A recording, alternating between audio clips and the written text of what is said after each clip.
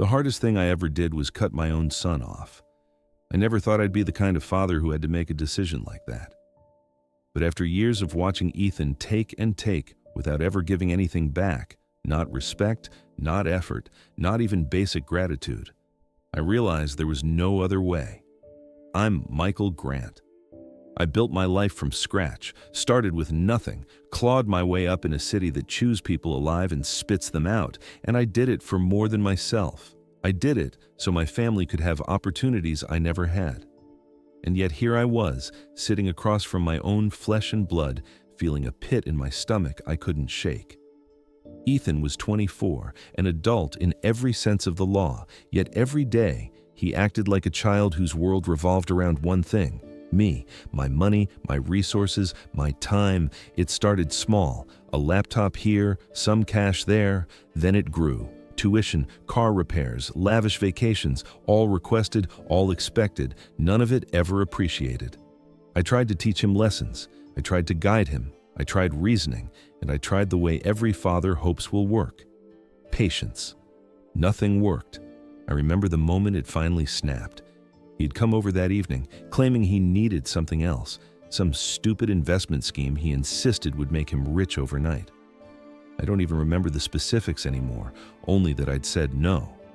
And that was the spark. "You don't get it, Dad," Ethan said, leaning back in my leather chair like he owned the place. "You think I can't handle things, but I can. I just need a little push, and I'm telling you, I'll pay you back." I laughed, not out of amusement, but out of disbelief.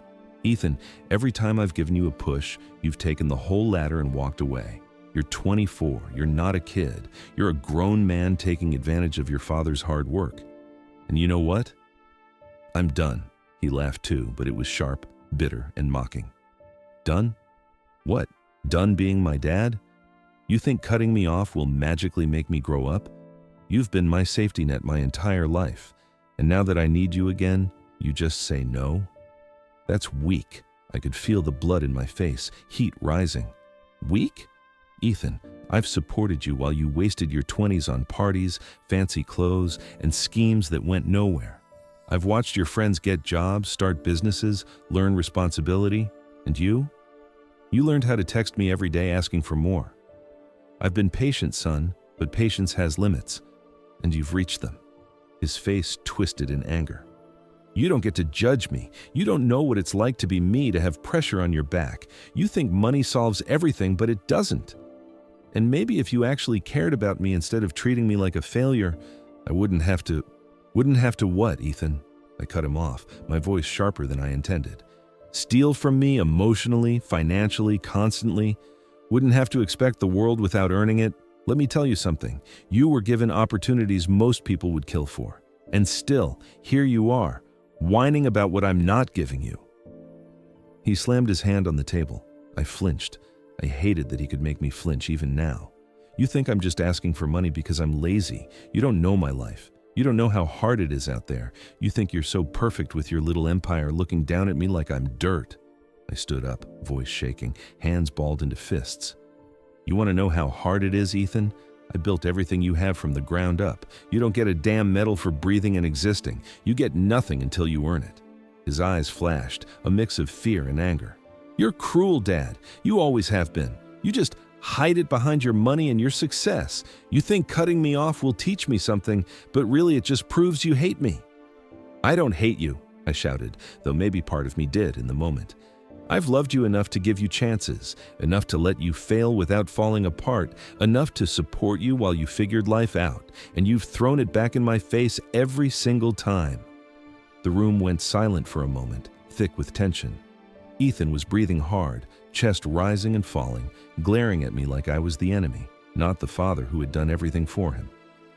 I could feel my own chest tight, heart pounding, a mix of rage and sorrow that made me want to collapse. "You're done, Dad. You're just going to leave me like this?" he said finally, voice cracking slightly. I wanted to tell him it wasn't about leaving him. I wanted to say I still loved him, that I always would. But the truth was raw, sharper. It was about survival, mine and ultimately his. If I kept enabling him, he'd never grow up. He'd never learn. I had to let go. "Yes," I said finally, I'm done, Ethan. No more money, no more bailouts, no more chances to take advantage. You're on your own." The words hung in the air, heavy and irreversible. His face went white. You can't just... What am I supposed to do? You think I'll survive without you?" "You will," I said. My voice was softer now, though still firm. "You'll figure it out, the same way I did when I started. You'll make mistakes. You'll fail. And one day, maybe, you'll understand why I did this." He didn't respond. He just stood there, staring at me with a mix of fury and disbelief.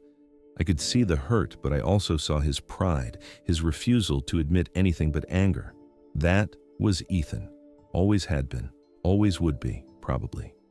"I can't believe this," he said finally, voice low. "You're really going to do this? Just walk away?" "I am," I said. And in that moment, I felt something break inside me, not physically, but emotionally. Years of trying to guide, protect, and provide for him, all colliding with the realization that some bridges, once burned, might never be rebuilt. He stormed out. I didn't chase him. I didn't even watch him go. I just stood there, chest tight, stomach twisting, trying to breathe past the guilt and anger and disappointment.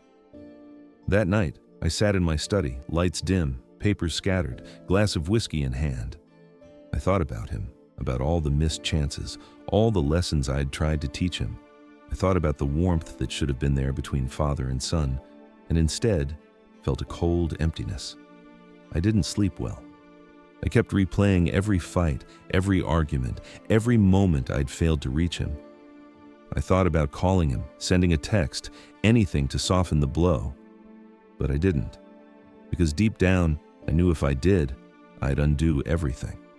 And as much as it hurt, as much as it tore me up inside, I couldn't undo it. Days passed.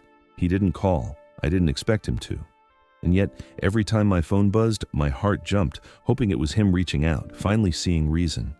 But it never was, not yet. Friends asked if I regretted it. I wanted to say yes, to tell them it was the hardest decision I'd ever made. And it was. But I also knew it was necessary. Love isn't always easy. Sometimes love is letting go. Sometimes love is cutting the cord so that someone can finally learn to fly, even if they scream at you for it. I can't tell you I know what the future holds for Ethan. I can't tell you if this wound will heal, if he'll come back, if our relationship will ever recover. I only know the truth in that moment, and it's a truth I live with every day.